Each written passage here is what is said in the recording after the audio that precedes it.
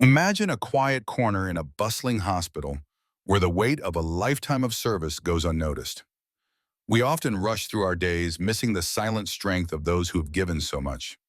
But what if in that moment of being overlooked, a hidden legacy awakens, reminding us that some heroes don't ask for recognition, but profoundly deserve it? This is the story of a man whose quiet courage speaks volumes, a man who taught us that true honor isn't about accolades, but about showing up again and again, even when the world seems to forget. Sir, if you don't stop complaining, we'll have to ask you to leave. Those were the last words Thomas Whitaker heard before everything inside him clenched. Pain like a white-hot iron pressed against his chest, stealing the air from his lungs. But he didn't argue. He didn't beg. He simply sat back down, slowly, hands folded in his lap, breath shallow and eyes unwavering. He looked like a man who had learned long ago what it meant to be overlooked.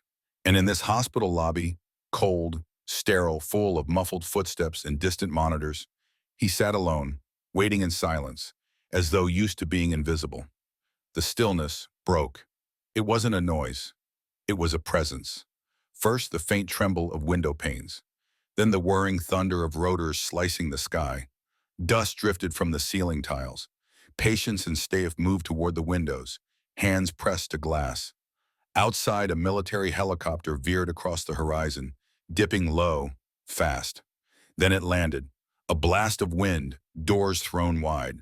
She stepped through like a blade drawn from a sheath, tall, upright, every inch of her uniform form pressed to perfection. Metal caught the light on her chest. Her boots didn't stomp, they landed with precision. Her eyes didn't waver. She scanned the room once, then spoke. Her voice was measured, but it cut through the hum like a razor. "We're here for Staff Sergeant Thomas Whitaker."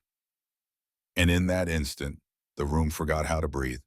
Tom Whitaker was born in the quiet winter of 1951 in the town of Marion, Indiana, a place of railroad tracks, cornfields, and dinner tables where silence wasn't awkward but expected. He grew up the way boys in small towns often do, summers barefoot, knees scraped from racing rusted bikes down gravel alleys. Sundays spent in stiff church clothes, followed by meatloaf and mashed potatoes, all shared in reverent quiet. His father worked the railroad. His mother stitched uniforms for a textile factory. Life was humble but solid, grounded in values that stuck. Loyalty, humility, service without spectacle. At 18, Tom joined the Army. Not for glory, not for adventure. He joined because it felt like something he was meant to do. His uncle had fought in Korea, his grandfather in World War II. Putting on that uniform felt less like a choice and more like stepping into a legacy carved deep into the soil beneath his feet. That first enlistment became a calling. His service stretched on, one year after the next, becoming decades. He deployed to Vietnam 3 times. Each tour was harder than the last. Each time he came back, a little quieter, a little older behind the eyes. By his third deployment, Tom had earned the rank of staff sergeant. Among his men, he wasn't the one who barked commands or demanded fear. He was the one who stayed calm when no one else could, the one who checked your canteen before you did, who walked the perimeter twice before letting anyone sleep. He didn't need noise to lead. His steadiness spoke louder than any shout. His moment came in the dense, sweat-soaked nightmare of the Lille Ocean jungle. Their patrol had been ambushed. Heavy enemy fire rained down from the tree line. They were pinned near a rice paddy, no cover, no radio contact, trapped in the thick of hell. When the commanding officer went down, most froze. Not Tom. With bullets stitching the mud at his boots, Tom crawled through the thick, dragged 2 wounded soldiers from the line of fire, one over each shoulder, and carried them, step by agonizing step, almost half a mile through enemy-infested jungle. He reached the medevac site covered in blood, not all of it his. His hands were shredded, knuckles torn open. He didn't pause. He didn't speak. He just kept moving. That night, 5 men lived because of what he did. He received 2 Bronze Stars, a Purple Heart, but he rarely mentioned them. He kept the medals in a drawer, tucked between spare keys and receipts.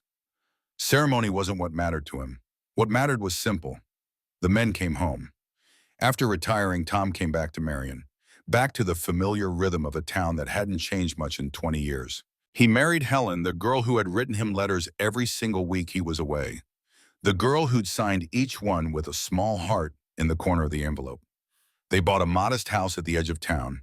It had a porch swing that creaked and enough yard for Helen to grow tomatoes and basil in the summer. That was all they needed. Tom didn't chase titles or promotions after the army. He became the neighbor everyone called when something broke. Loose stair? Tom would be there before lunch. Lawnmower giving you trouble? He'd have it purring in 20 minutes. He never charged, never took tips. Just pay it forward, he'd say, wiping his hands on an old rag, his voice soft, his smile shy. Every Thursday, without fail, Tom spent his mornings at the VA hospital. He guided younger vets through the maze of red tape and forms, sat beside them when they couldn't find the words for what they'd seen or done. He listened when no one else did. He didn't interrupt, didn't judge, just listened. He never called himself a hero.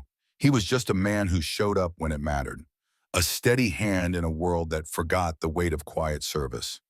Even after the years and the wars, after the loss and the scars, Tom stayed kind, reliable, unshaken.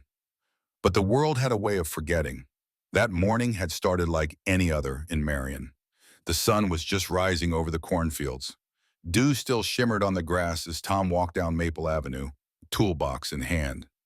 He wasn't headed to a job site, hadn't taken a paid job in years. He was on his way to check on Mrs. Alvarez, the retired school teacher who lived 2 doors down and had been his neighbor for as long as anyone could remember. She'd mentioned a loose board on her back porch. Tom said he'd take a look, and he meant it. Tom had told her just the day before, in that quiet, matter-of-fact way of his, "I'll take a look." No big promises, no appointment set, just the steady, unspoken rhythm of a man who showed up always. True to his word, by 9 o'clock the next morning, he was kneeling on Mrs. Alvarez's porch steps, sleeves rolled, the morning sun catching in the silver of his hair. He was already prying up the warped board, replacing it with a new one he'd measured and cut earlier that week in his garage, probably between fixing his lawnmower and sharpening his tools. Ms. Alvarez brought out a glass of lemonade, her usual offering. He waved her off the first 2 times, just like always, but finally accepted it with a soft, almost embarrassed, "Thank you, ma'am." She smiled, settled into the old wicker chair nearby, and began to chat about her grandkids, the heat, the garden that wasn't blooming like it used to. Tom barely said a word. He didn't have to.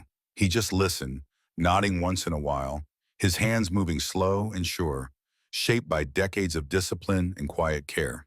Then, without warning, it hit him. A sharp, squeezing pressure bloomed right in the center of his chest, sudden and forceful enough to steal the air from his lungs. He froze. His jaw tightened. One hand shot out, gripping the porch railing for balance, as a cold ripple of realization passed through him. He'd felt this kind of tightness before, but this was something else, more urgent, more final. A tingling crawled down his left arm, and a cold sweat broke out across his forehead. Still, he said nothing. He didn't want to scare her, didn't want to make a fuss. "You okay, Tom?" Mrs. Alvarez asked, her voice suddenly laced with worry. He forced a small nod and brushed the air with his hand as if waving away a gnat. "Just stood up too fast," he muttered, though he hadn't moved at all. "I'm fine." But he wasn't fine, and deep down he knew it. 10 minutes passed. The pain didn't ease. It grew heavier, denser, like someone was slowly lowering a cinder block onto his chest. His hands began to shake as he reached for his tools, trying to collect them with fingers that didn't quite listen. Mrs. Alvarez had seen enough. "That's it," she said, the softness in her voice replaced with something firm and maternal. She grabbed her keys without waiting for an answer. "You're getting in my car, right now." He tried to argue, tried to raise a protest, but the moment he stepped off the porch, his knees buckled. He stumbled, and that was all it took. Before he could say another word, Mrs. Alvarez had the passenger door open. He hated this, hated the feeling of being a burden, hated hospitals even more. But as he lowered himself gingerly into the seat, one hand clutching his chest, the other braced against the doorframe, something shifted inside him. Some voice, old, buried deep, the same voice that had once guided him through jungles and battlefield triage, told him this wasn't something he could just walk off. The car pulled out of the driveway in silence. The morning sun cut harshly across the windshield as the world outside moved on. Unaware, Tom stared out the window, his lips pressed together. He didn't say a word, but in the pit of his stomach, he felt it. Something had changed. Something big. He just didn't know how much. Not yet. The sliding glass doors at St. Augustine Regional Hospital parted with a mechanical sigh, releasing a blast of summer heat and letting in the soft sound of an old man breathing through pain. Tom Whitaker stepped through, supported gently by Mrs. Alvarez, and blinked up at the pale fluorescent lights. The air inside was sterile, humming with quiet tension. The waiting room was already half full. A toddler cried in his mother's lap. A teenager with a sprained wrist texted with one hand. A man in a suit paced by the entrance, phone glued to his ear. The beige walls were smudged with age. The linoleum floors dulled by too many feet. A television in the corner murmured morning news, ignored by everyone. It was in every way a typical hospital lobby. But to Tom, it felt colder than most. Harsher, somehow. He walked slowly toward the front desk, back straight, chin lifted as high as his aching neck allowed. 40 years in the military had carved that posture into his bones.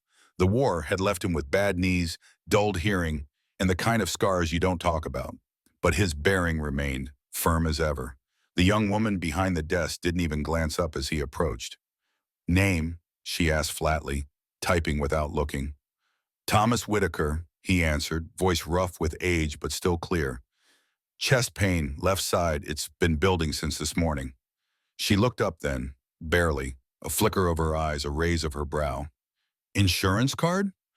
Tom reached into his wallet and pulled out his VA identification, holding it carefully like it meant something. "I'm a veteran," he added. "Retired Army, 40 years in service." She took the card, glanced at it for less than a second, and handed it back without so much as a nod. "That's not insurance, sir. You'll have to wait your turn. We're short-staffed." His mouth opened slightly, confusion written in the fine lines around his eyes. He hesitated, wanting to explain, but she cut him off before he could try. "We don't prioritize based on someone's story," she said curtly. "Everyone waits. You'll be called when it's your turn."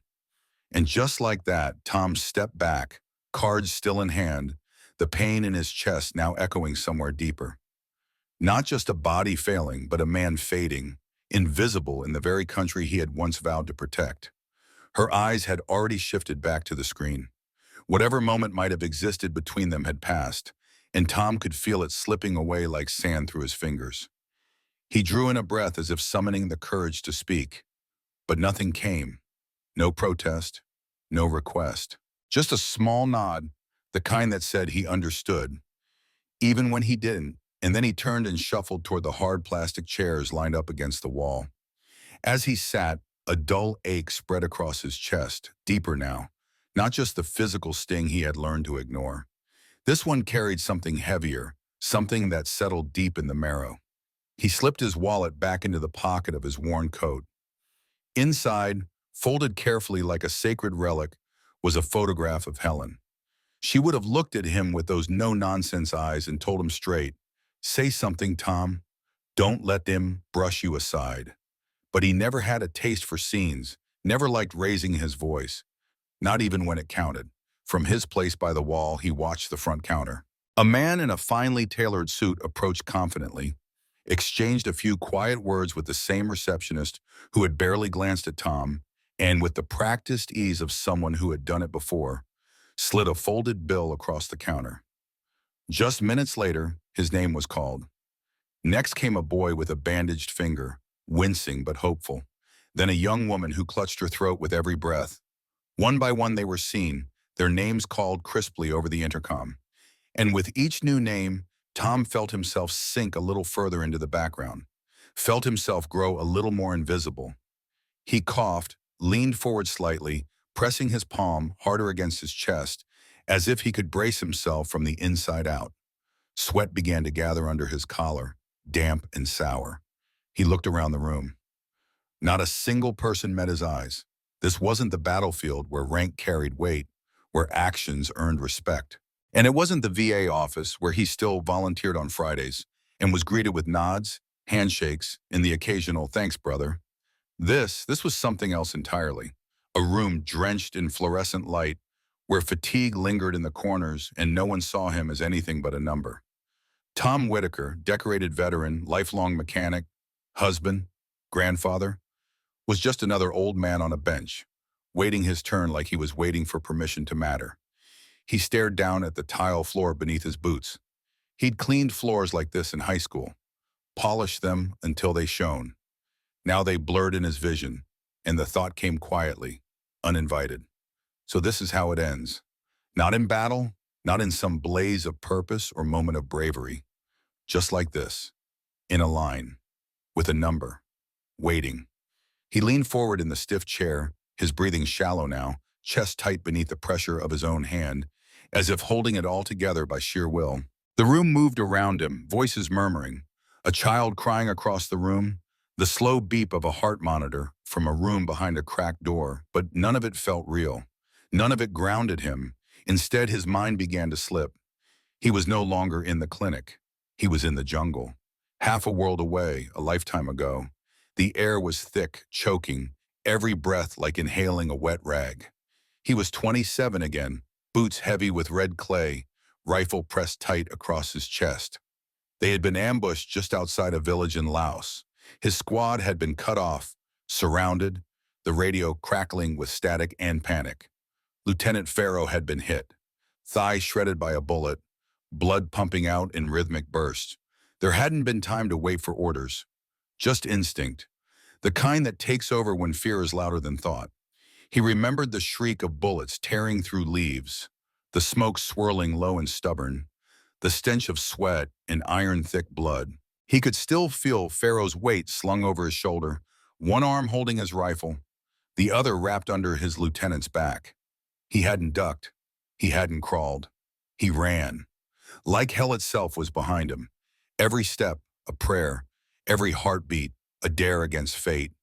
He remembered the Huey's engine winding up, the dirt blasting up around them, the desperate scramble to the skids. Medics yelling, someone shouting, "Move!" The crew chief had hauled him aboard by the back of his vest just as the chopper began to lift. Then the blackness. Tom flinched. The room snapped back into place with a burst of laughter from a cluster of teenagers across the waiting room. The sound was harsh, jarring, like glass against metal. The pain in his chest twisted harder now, coiling like barbed wire under his ribs. He stared down again, jaw tight, but his mind offered him something softer this time. A garden, peas climbing up twine, hydrangeas blooming in clumps of white, and Helen kneeling in the dirt in her sun hat, turning just enough to throw her voice over her shoulder.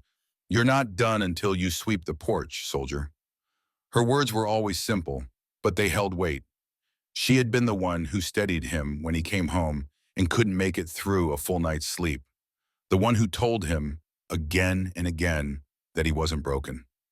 That scars didn't mean empty, that he was still a whole man, still hers. And now, here in the sterile hush of St. Augustine's waiting room, he heard her again. Not out loud, not quite, but clear as ever, steady, warm, real. "Stay with me, Tom. You're not done yet." He blinked, swallowed. His spine straightened, though the pain was still sharp beneath the surface. That voice had always anchored him.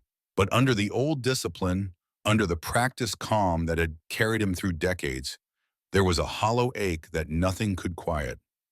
It wasn't the fear of death. He had made peace with that long ago, somewhere in the jungles of Southeast Asia. No, this was something quieter, more insidious. It was the fear of disappearing, of being erased, of becoming just a man on a bench, a man who had once run through gunfire with another man bleeding out in his arms, a man who had lived his whole life showing up when it mattered, now sitting, waiting, being passed over.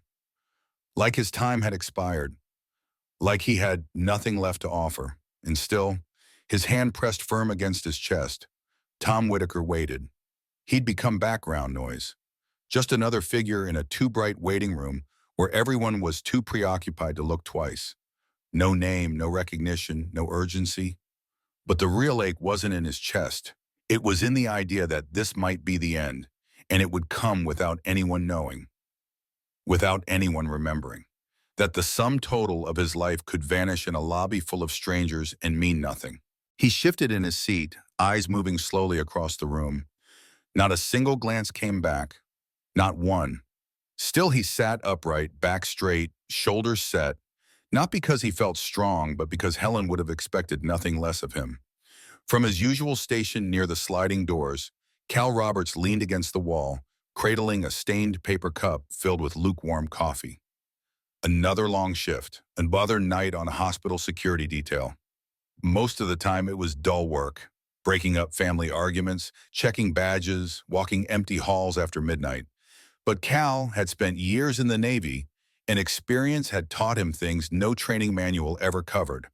How to size up a room, how to read body language, how to spot the ones who weren't just waiting but fading. Not because they were harmless, but because they were hurting. And that man in the olive jacket? Cal had clocked him the second he stepped through the automatic doors. The posture alone gave it away. Rigid, alert, practiced. The kind of discipline you never really lose. But that wasn't all. There was something deeper, quieter. The way the man tried to steady his hand over his chest when he thought no one was watching. The way he blinked through what had to be sharp pain, gritting through it instead of showing it. He was fighting something and doing it the way men like him always did, silently. Cal didn't know his name yet, but he knew the type. He'd seen them at the VA clinic, in recovery wings, in the mirror. Not complaining, not fidgeting, enduring. And Cal had learned to pay attention, because when a man like that starts going quiet, it usually means the pain is getting louder. Across the room, Angela Fields, pediatric nurse, mid-shift break, granola bar in one hand, earbuds tucked under her collar, was walking through the waiting area. Normally she wouldn't stop, but something about the old man pulled her attention. His complexion was too pale, his lips tinged faintly blue, his breathing shallow and uneven. She didn't hesitate. She moved straight to the reception desk. "That man needs to be seen immediately," she said, voice low and calm but firm. The receptionist didn't bother looking up. "His chart says he's stable," she muttered. "He's waiting like everyone else." Angela leaned in, her tone sharper now. "He's not stable. That's textbook cardiac distress. I'm a nurse." The woman behind the desk scoffed, her fingers tightening on her clipboard. "I don't care if you're the Surgeon General. You don't dictate triage protocol. You're not emergency." Angela's jaw clenched. She glanced toward Cal, seeking a second opinion. He met her eyes with a slow nod, steady, deliberate. Something wasn't right, but protocol was protocol, and that receptionist clung to hers like a lifeline. Back in his seat, Tom Whitaker sat hunched slightly, hiding the pain as best he could. 2 chairs over, a little girl, no more than 5, sat beside her mother, sniffling softly, her eyes wet with tears as she stared at the fresh white bandage wrapped around her tiny hand. Her legs swung nervously. She looked like she was trying to be brave, but didn't know how. Tom noticed. He shifted, forcing himself through the discomfort, and slowly reached into the inside pocket of his jacket. His fingers curled around something small, smooth, familiar. A wooden horse, hand-carved, softened over the years from fingers and time. He used to make them while Helen worked in the garden, just to pass the afternoons. He held it out, his hand trembling slightly. "Hey there," he said, voice hoarse but gentle. The girl looked up, wary, then slowly she reached out and took it with both hands. She stared at it for a beat, then smiled through her sniffles. Her mother gave Tom a soft, surprised glance. "Thank you," she said quietly. Tom didn't respond, he just gave a small nod. From across the room, Cal watched it all. The exchange, the sacrifice, the moment. An old man teetering on collapse, and still, his instinct was to comfort someone else. That was enough for Cal. He put down his coffee. Something twisted in his gut, and he knew he couldn't let this go. Not this time. Turning on his heel, Cal strode down the hallway toward the back offices, bypassing the reception desk entirely. He didn't need to argue. He didn't need permission. There was a direct line in the employee break room, one that skipped the bureaucracy and went straight to the VA's rapid contact network. His instincts told him this man wasn't just a patient. This was someone whose name had meant something once, and someone needed to be reminded of that urgently. Back at the front, the man in the olive jacket was sinking lower in his seat, chest rising in uneven waves, fingers twitching faintly, like he was holding off collapse with the last scraps of willpower. But no one moved. No one saw it. The receptionist scanned her screen. A few others scrolled their phones. Cal knew the rules. He'd been briefed on every policy, every chain of command, but he also knew this. The rules don't always protect the people who need protecting. Sometimes they just get in the way. And right now, they were failing. Badly. He slipped into the break room, hand already reaching for the phone. The narrow staff corridor behind the break room had terrible lighting and even worse cell reception, but just enough to get a call through. Cal Roberts leaned against the wall, thumb flicking through old contacts until he found the one he needed. The name felt like a lifeline. VA. Martin Keller.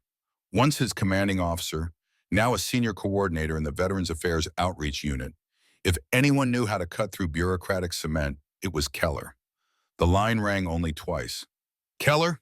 came the voice, brisk and focused. "Cal Roberts, I've got a situation. St. Augustine Regional Civilian ER. An old-timer, name's Thomas Whitaker, retired staff sergeant. Chest pains. He's being ignored." There was a pause, brief, but something shifted behind Keller's voice. "Wait, did you say Thomas Whitaker? Vietnam vet? 3 tours? Silver Star?" "Yeah," Cal said, his voice lowering. "That's him. I've heard the stories too. He's crashing. No one's listening. I need you to make some noise." Keller didn't waste a second. "Stay nearby. Don't interfere. I've got it." The call ended, but Cal knew that beneath the quiet surface, gears were already grinding into motion. Within 5 minutes, an internal alert pulsed through the Department of Veterans Affairs like an electric current. The name Thomas Whitaker didn't just open a file, it opened history. It summoned decades of valor. Records of field rescues, commendations, mentorship logs from VA hospitals across the country. The kind of name whispered with respect by men who never whispered anything. A legacy passed down like a folded flag. Keller made 2 more calls. The first went to Colonel Diane Mercer, currently on special assignment at a nearby military installation. The second was to a liaison within the Office of Military Medical Coordination. No shouting, no red lights, just a current of quiet authority flowing through official channels. Because real power, the kind built on respect and sacrifice, never makes a scene. Meanwhile, back in the civilian waiting room, Cal emerged from the hallway and stood near the entrance, arms folded tightly across his chest. He didn't know how long it would take, but he knew help was coming. And this time it wouldn't knock. It would land.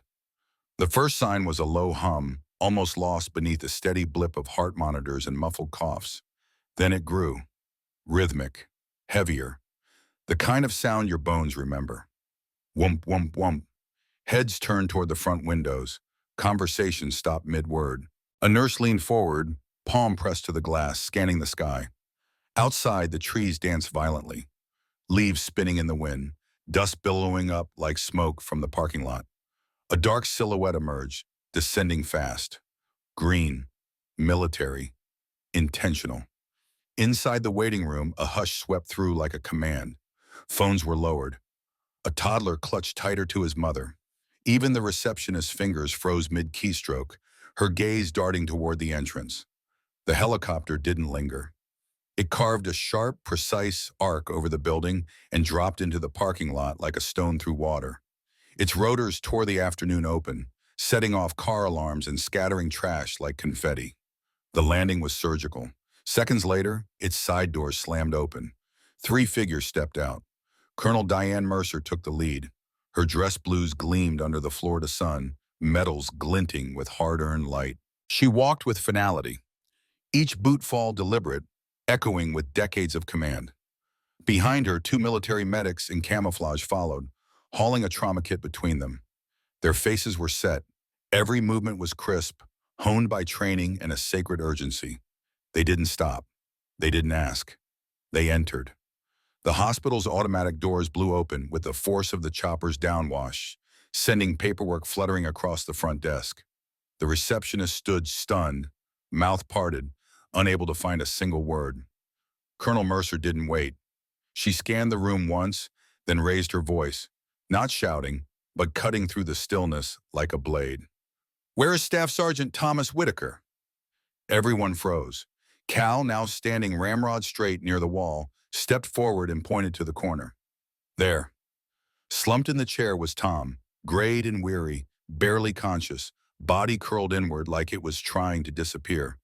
The medics moved immediately. The receptionist turned ghostly pale. She stood but said nothing as Colonel Mercer strode toward the chair and dropped to one knee beside the old soldier. Her voice was low but carried the weight of memory. "Sergeant Whitaker," she said gently, "I'm Colonel Diane Mercer. You don't know me, but you saved my father's life in 1972. Laos, Operation Iron Arrow." She paused. Her hand reached forward and rested softly on his wrist. "He told me everything. About you, every birthday, every Christmas, every time I needed courage." Tom's eyes lifted slowly, dulled by pain and disbelief. His face, once so firm and silent, now softened by the weight of memory and sudden attention. "We're here," she said, voice breaking just enough to reveal the emotion beneath, "because now it's our turn to carry you." Behind her, the hospital's chief administrator stepped into view. He'd arrived without fanfare, summoned by the VA with a message that left little room for confusion. "This man matters. Make it right." The administrator didn't speak. He didn't have to. His presence alone was a signal. This wasn't routine. He stood still, watching in reverent silence as medics moved in with professional urgency. Their hands were steady, practiced, but there was something more in the way they touched Tom. Respect, honor, like they were caring for someone sacred. Around them, the waiting room began to shift. Conversations died down. Heads turned. One by one, people began to understand. The frail, quiet man they'd ignored for hours. He wasn't just another old soul waiting for help. He was someone who had once saved lives, who had bled for others, who had asked for nothing in return. He had been a soldier, a hero. Even the receptionist, who just hours earlier had met Tom with indifference, sat back down in her chair slowly, eyes downcast, unable to meet anyone's gaze. As the medics gently lifted Tom onto the stretcher, Colonel Mercer never let go of his hand. She held it with a firmness that said, "I know who you are. I honor what you've done." It wasn't a gesture of comfort. It was a salute to silence.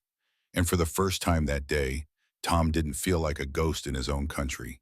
He didn't feel forgotten or burdensome or invisible. He felt seen, respected, carried. Not because he asked, but because he had earned it. As the stretcher wheeled down the hallway toward the trauma bay, it was followed by whispers. Not of gossip, but reverence. Not curiosity, but awe. In that moment, the hospital became something else. A place where names meant history and where silence gave way to honor. Because when rotor blades used to cut the sky and boots hit the ground, men like Tom led the charge. And now, when he needed it most, his name still carried weight. The trauma team was waiting, ready before the ER doors even swung open. The moment the stretcher burst through, everything moved with precision. Colonel Mercer never left his side, not even for a second. The hospital's on-call cardiologist was already briefed by the time they reached the elevators. He met them flanked by his team, gloved, scrubbed, ready. The same staff who had once overlooked Tom now moved with synchronized urgency. Indifference had no place anymore. Only action. Within minutes, Thomas Whitaker was in surgery. The diagnosis, a massive myocardial infarction, a severe heart attack that had been silently building for hours. 10 more minutes, they said, and it would have been too late. The procedure was delicate. 2 stents were placed. His vitals stabilized. And by the narrowest margin, Tom lived. Barely, but he lived. When he opened his eyes the next morning in the ICU, it wasn't the beeping of machines that greeted him. It was people. Colonel Mercer sat by his bedside, still in uniform, posture straight, eyes tired but alert. Formal, even here. Nearby stood the hospital administrator, surrounded by senior medical staff. At the foot of his bed, someone had placed an American flag. Tom blinked slowly, squinting at the faces around him. "You all just waiting around for me to die?" Mercer let out a quiet laugh, brushing a tear from her eye. just making sure you know we see you."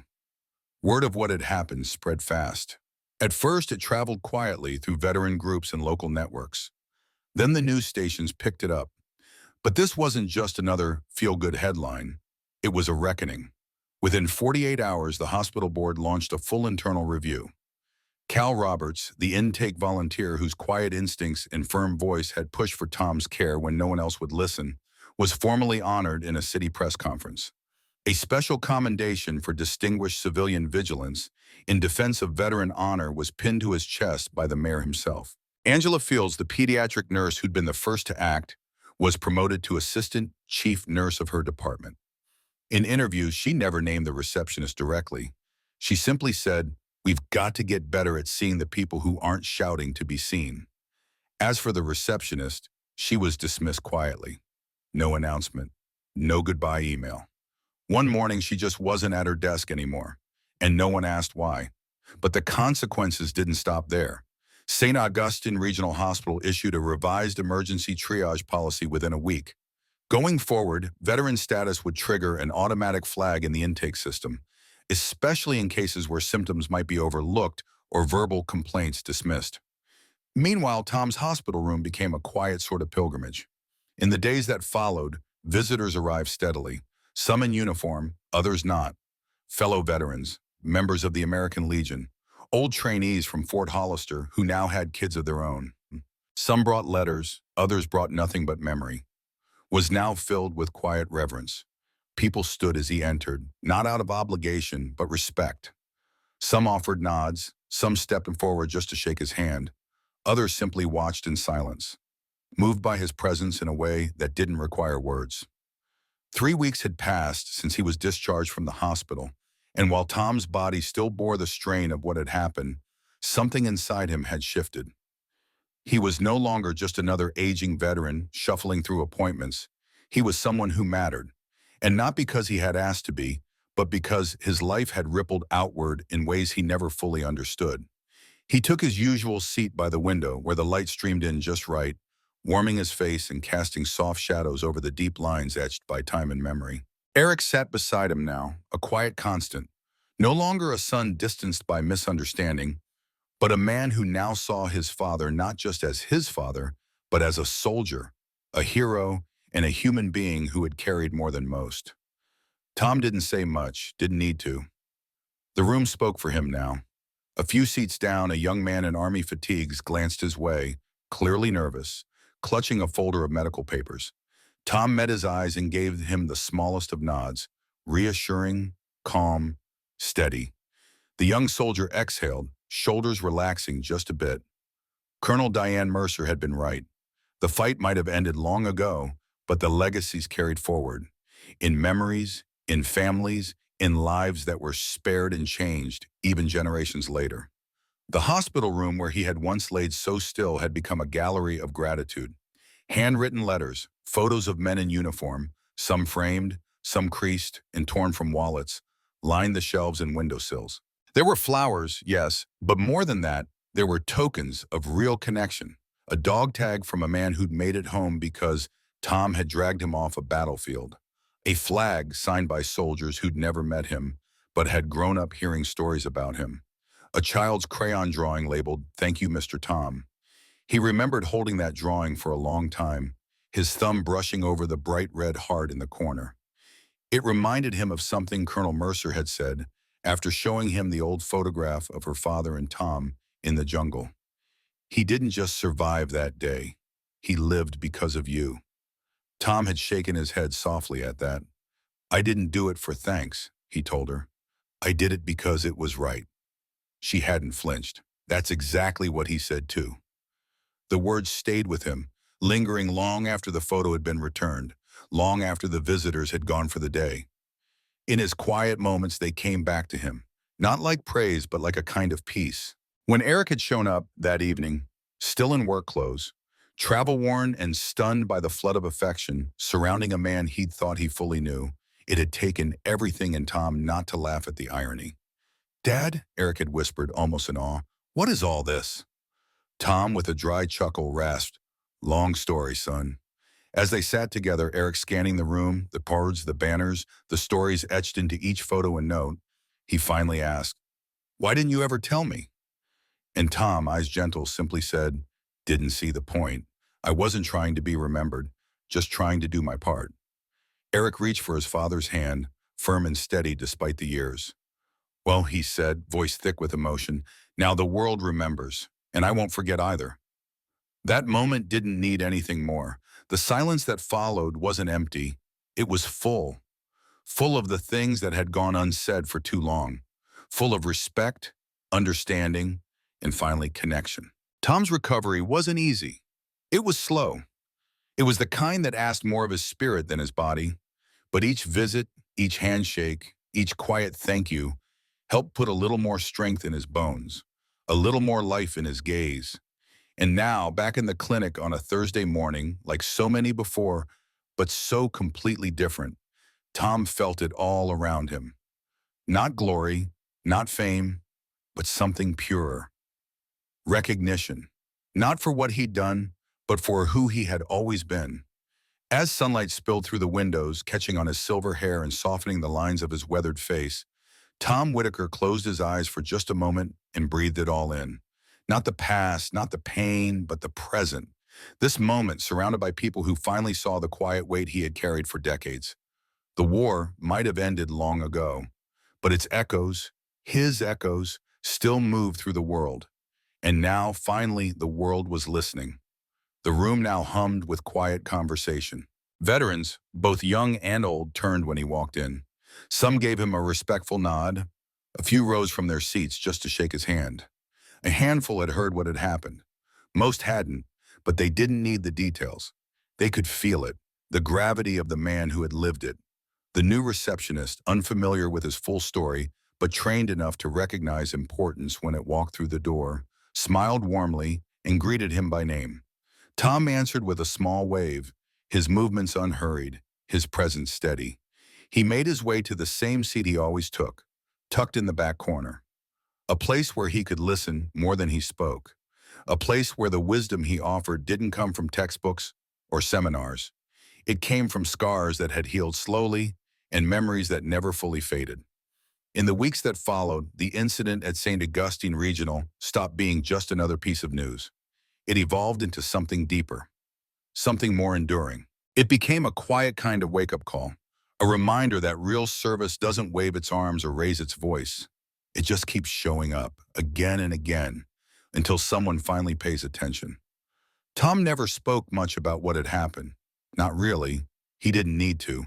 The people who understood, the ones who mattered, passed the story on in their own ways, in quiet nods, hushed conversations, and the unspoken gestures veterans used to signal respect.